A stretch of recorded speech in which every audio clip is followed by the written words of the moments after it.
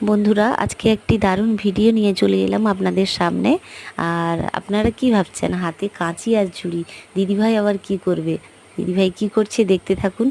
ঠিক গেস করেছেন, আমি ড্রাগন তুলতে চলে এসেছি।